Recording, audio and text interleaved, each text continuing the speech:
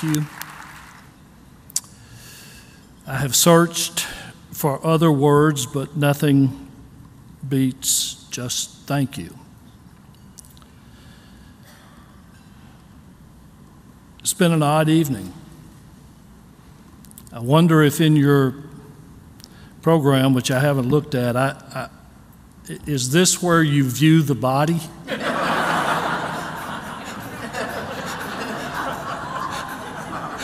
I honestly don't think I've died, but I hope so. I mean, I think we're taping this. We'll use this as the funeral whenever that is. Thank you. J. Warren Klein and Fred Garcia have done a terrific job in co-chairing the 2012 gala. In an election year in which, good.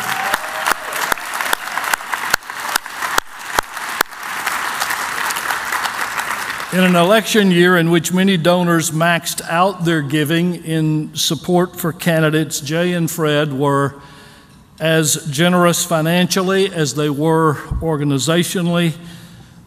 In fact, the whole planning team for this event was. That team included Ari Geller, Donna Redwing, Jay Keller, Heidi Combs-Jonda, aided by Margie Ruth Davis and Sarah Hassan from Perry Davis Consultants, and Eloise Goldman from Mitchell Gold's staff. Additional substantive financial contributions came from friends Marvin Childs, George Crumey, and Bob Lemon, all who live in Oklahoma, where they are surrounded by paranoia related to the threat of Sharia law sweeping down the plains.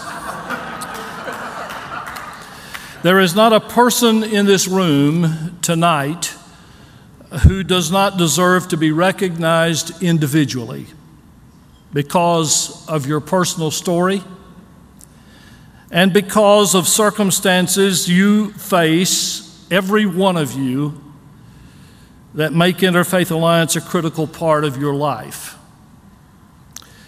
Whether measured by miles, years, or thoughts.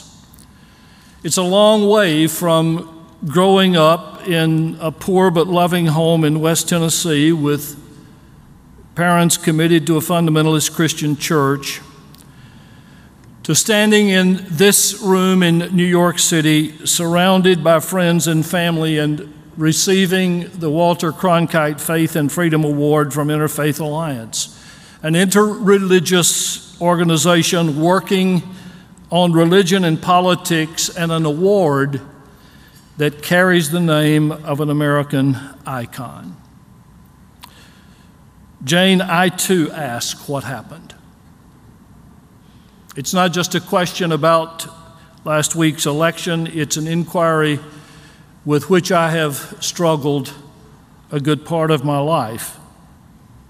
To be associated in any way with the name of Walter Cronkite is gratifying and humbling.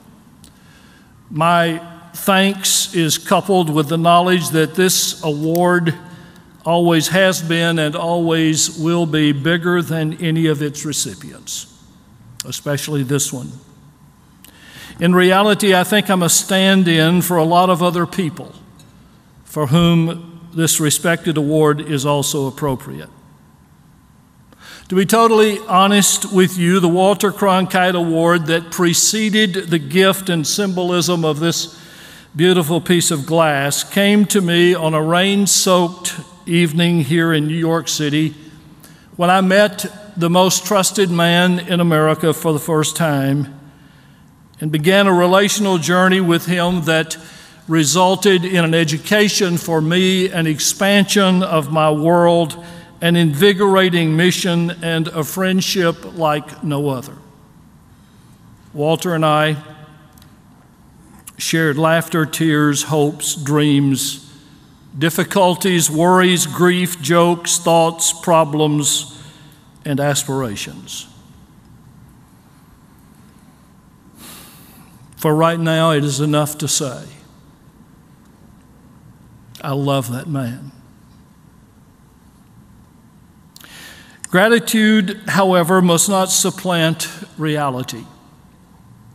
So much of what I cherish as accomplishments in this work comes not from who I am or what I've done, but from the identity and the influence of Interfaith Alliance, an organization this nation needed, a movement dedicated to freedom, rights, and justice for all people that have made a difference in strengthening religious freedom for religious people and for people with no religion, while exposing the religious right for what it always has been, a political initiative bent on securing power by manipulating religion for their purposes, not for the common good, and wielding religion as a tool for success and as a threat for all in disagreement with the movement's agenda.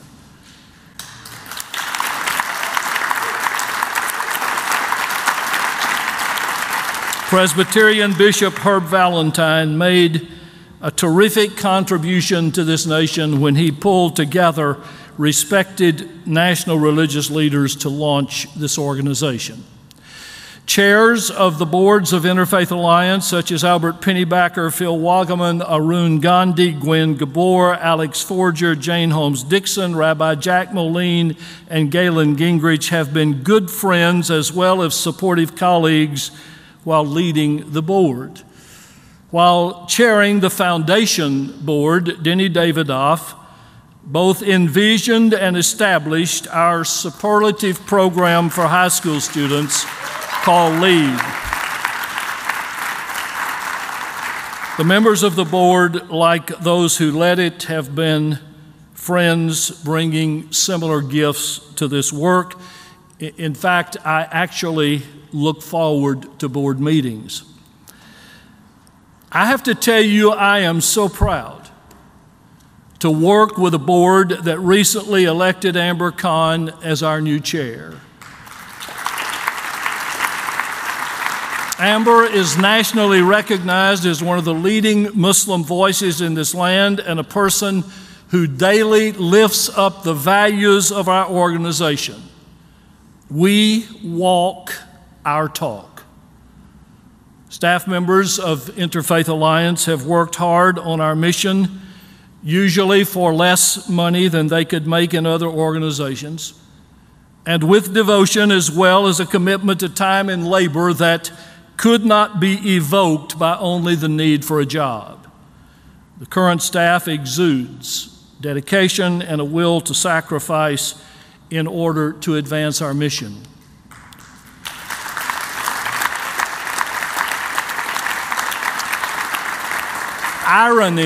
Irony best characterizes our organizational history. The times of greatest institutional stability and security for Interfaith Alliance simultaneously have been times of great national chaos and governmental insecurity. Our work has been consistent, though exposure of and adequate support for our work have come most notably in times of crisis. And unfortunately, the crisis moments with which we deal related to religious liberty are usually not even visible to the public. Without question, the best part of my involvement with Interfaith Alliance has been the people with whom I have interacted.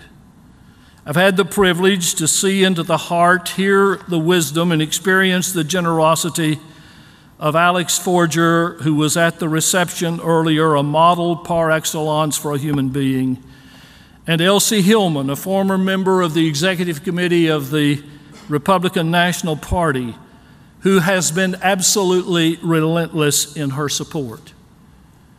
Mitchell Gold has been vigorous in his multifaceted advocacy for human rights, especially LGBT rights, managing a successful business as well as being one of the great advocates that I've ever known. J. Warren Klein and Fred Garcia belong in that same genre. Literally, every person whom I've met in this work has made a contribution to my life, even if for some that contribution was no more than the gift of a bad example. Phil Wagaman, who chaired the search committee that brought me to this position, and board member Joan Brown Campbell were visionary and creative enough to allow me to serve as pastor in Monroe, Louisiana, while leading this national movement. The people who are Northminster Church have been supportive and encouraging, considering my work here as an extension of their ministry. The presence of so many of these friends here tonight both honors me but tells you something of our love for each other. We've been down some roads. Wholeness is a fundamental spiritual value, as I see it. A segmentation of life causes major problems. One day, one of my days of focusing on two responsibilities, one local and one national, I resolved that the only way I could do this would be never to say anything for the Interfaith Alliance or anything in Northminster Church that I would be embarrassed or could not say to the other. And so it's the same thing both places. At potential donors' request, development calls often have turned into counseling sessions focused on the hurt and anger of families divided by religious fundamentalism so rigidly that people's children deny them the right to see their grandchildren, lest their differences in politics and religion ruin their grandchildren. I heard it on Park Avenue. I've been greatly gratified by the trust from Shelley Wright that allowed me to walk with her on a courageous journey of integrity into freedom, and a realization that being criticized for who she is far superior to being loved for a person who she was not.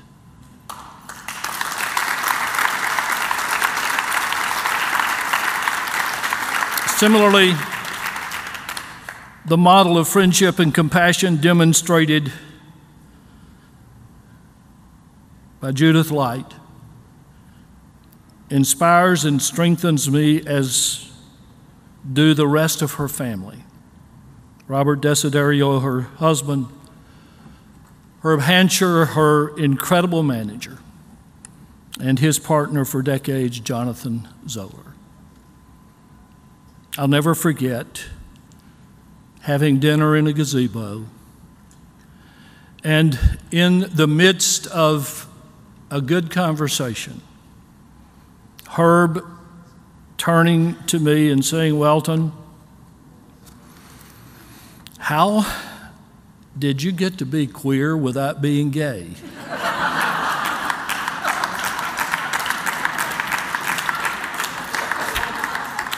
And I just thought, most of my life, I thought that was a slap in the face. And then I realized that may have been the greatest compliment I've ever been paid. To be sure, the people who have advised, loved, and cared most about my national work have been Judy, our sons, John Paul and James, my daughter-in-law, Amanda, who are here this evening, and our two grandsons, Jameson, age 7, who thinks Rachel Maddow is my co-star on television, and Reynolds, soon to be 12, who is in the last days of preparation for launching his own presidential campaign. Regrettably unable to be present tonight are my other daughter-in-law, Helen, and her 3 daughters, Riley, Maggie, and Tyndall. I know I've spent a lot of time talking about people because this movement is about people. When I think about the future of religious freedom, I think about the future of Jameson and Reynolds and the necessity of stopping the plague of bullying. When I ponder the possibilities of the Employment Non-Discrimination Act, the first piece of legislation ever endorsed by Interfaith Alliance, I think of the faces of people in the LGBT community. When I challenge bigotry aimed at minority religions in this nation, I envision Jewish friends who are like family to me. And I weep as I identify with Sikhs still grieving over the deadly attack on their community that stands as a threat to other Sikhs such as Sumit Bal and her young son. When I called Sumit on the day of the shooting, immediately she said to me, "We need Interfaith Alliance more than ever." Behind policy issues are people. We can't ever forget that. So many sights and sounds across these 15 years still linger. The look on the faces of a small group of teenagers in Miami, all of who had been bullied, when they heard of an organization working for their protection and freedom. Listening to one voice after another articulate gratitude in a meeting I had with Mormons in Salt Lake City, Utah, who love their church but also love people of their same sex, who didn't know the real meaning of religious freedom and were so glad to hear it.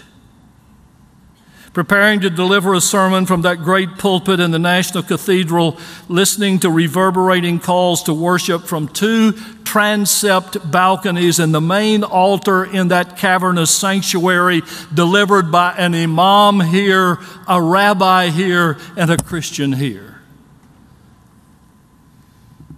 A vision fulfilled from the Interfaith Alliance. And the processional that day was led by carriers of the Torah, the Gospel, and the Quran. Indescribable emotionally, I remember standing a foot away from President Obama as he announced the signing of a meaningful hate crimes bill for which many of us had labored for over a decade. By the way, the leader of that coalition is here in the room this evening, Michael Lieberman.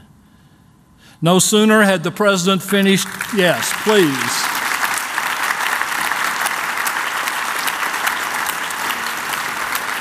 No sooner had the president finished his remarks than Judy Shepard and I fell into each other's arms and in the East Room of the White House stood holding each other while we both wept, fully aware that this dear woman had to give up far too much before this bill, partially named for her son Matthew, who was murdered because of his identity. Any one of those days was worth a decade of work done by Interfaith Alliance. And then, of course, periodically there was always the deep resonance and carefully articulated words that filled a call from Walter Cronkite. I remember just outside Knoxville, Tennessee, taking a call from Marlene saying, "Walter wants to talk with you." Walter got on the phone and said, "I'm back."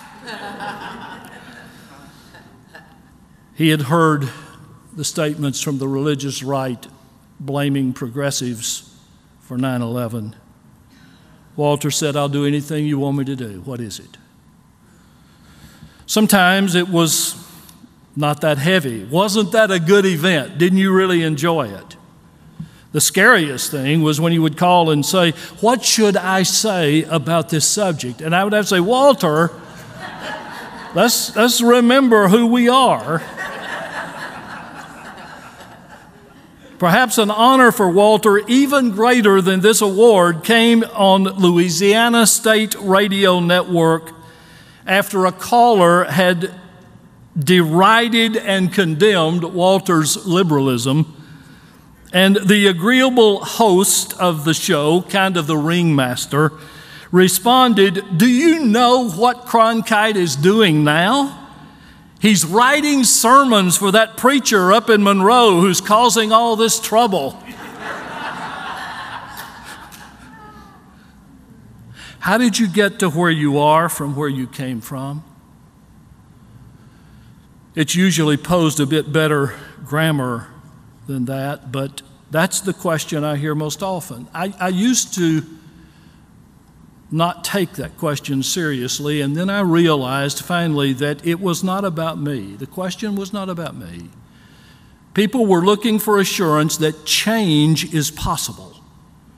And they were thinking, if that man can move from Christian fundamentalism to where he is today, then this person I love can change. This nation can change. That's true.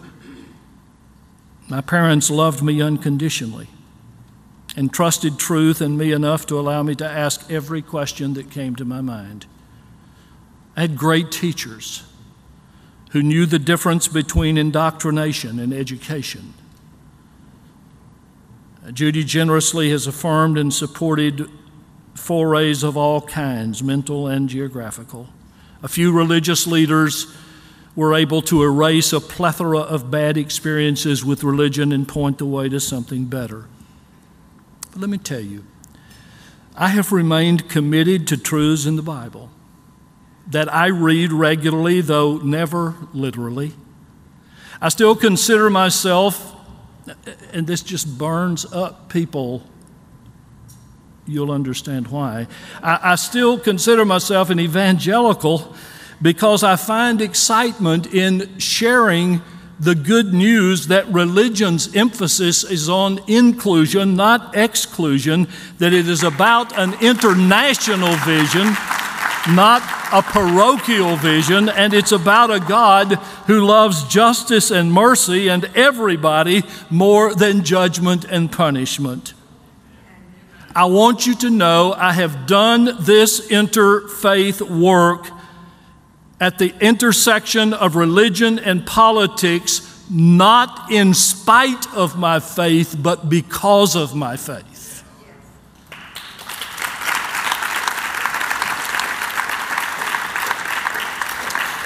Where Interfaith Alliance will go next, I really don't know.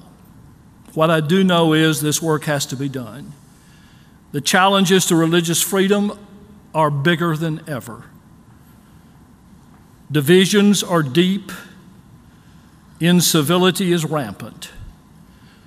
But we have to find a constant flow of funding sufficient to meeting the imposing challenges ahead of us. In a board meeting this morning, Jim Forbes asked a very important question. Why is the public ceasing to fund progressive organizations? Why is the public putting all of their money in political candidates and starving organizations that humanize the whole process and keep us true to our social contracts? We have to answer that question.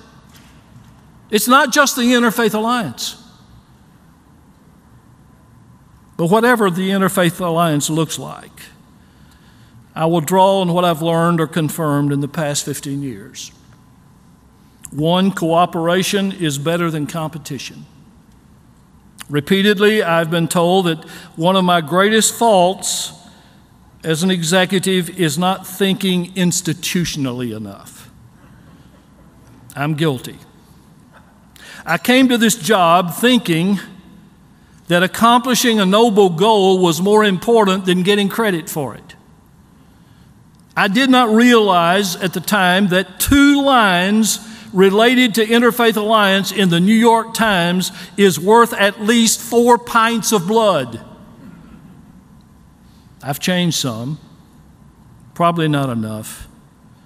I remember the day a friend from California called and in a very excited voice said to me, "Welton, you have finally made the big time. Rush Limbaugh just attacked you on his program." But you know, that's not the greatest thing that ever happened. I sometimes still revert to old tendencies, thinking that helping another agency get something done that we want done is just as important as getting the credit for doing it. Oh, I understand the issue's financial, developing a fat media packet to impress possible donors, but many times the issue is first a moral one, where the issue is not pleasing anybody else, but being able to live with yourself. Live from the inside out. That's another lesson. Typically, when we're doing our best work, we're getting criticized from all sides. When we refused to oppose John Ashcroft's nomination for Attorney General, we caught hell. But there was nothing in religion and there was nothing in the Constitution that demanded our immediate opposition to Ashcroft at that point. So our course of action was to provide questions for the Senate Judiciary Committee to use in questioning Ashcroft so we could make a decision about whether or not to endorse him. We do not need in this country a strict doctrinaire religious left any more than we need a doctrinaire religious right.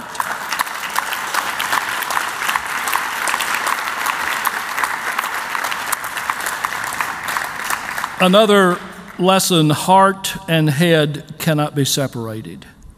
Our message, it's an important one. Our message must be rational, but it must also touch the deepest emotions that pulsate around the most profound issues of our lives. Feeling and thinking on our own part mean that we must be more attentive to those who would rob women of their freedom and identity. After weeping with our sick colleagues, we know we need government action on better protection for the nation's majority religions. Good policies are important, but to get to them, we must endorse sound legislation and then support it with passion, head, and heart. Vision is everything. One day toward the end of a private conversation with religious right leader James Dobson, I finally said, "Dr. Dobson, our disagreement is rooted, I think, in two different visions of this nation. You want a nation that doesn't have any place in it for a person like me unless I change and vote like you.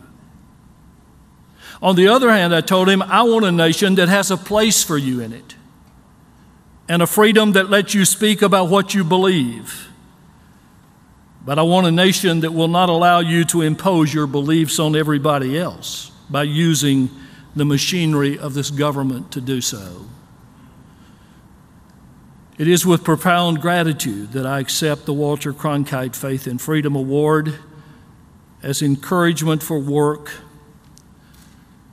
that honestly, should be ordinary, not special. I think Mitchell would agree with me.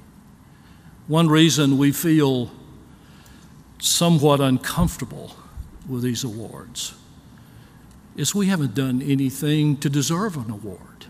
We just did what our consciences told us to do. Russian poet Yevtushenko's words have challenged me. "You're a brave man," they tell me.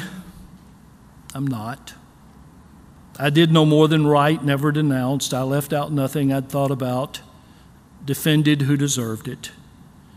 And now they press to tell me that I'm brave. How sharply our children will be ashamed, taking at last their vengeance for these horrors, remembering how in so strange a time common integrity could look like courage. Being honest is not courageous. It's actually fulfilling and fun. One day I received a call from a radio station somewhere in the Northeast. The voice on the other end of the line confirmed my identity and then said, "Last night, a synagogue in our town was burned to the ground by vandals. People here in town are afraid and they're upset. Someone told us that you could help us. You'd know what to say. You'd tell us the right thing to do." That's the kind of agency with which I always want to link my identity, as I have done to this moment and as I plan to keep on doing. Friends, religious freedom, mutual respect need our help. There are not enough people in this movement. We are solidly committed to those values at the Interfaith Alliance. We, not the Interfaith Alliance, we cannot allow that constitutional promise to fail on our watch. Not now. Not ever. Those of us in this room can make a significant difference in this matter, and there are scores of others, if we will ask them, will join us, and we invite them into this movement. There is too much work to be done. That's the way the work is to be done. And now, borrowing words. Thank you for your year-round support and your presence here this evening. On November the 11th, 2012, that's the way it is. Good night and good luck.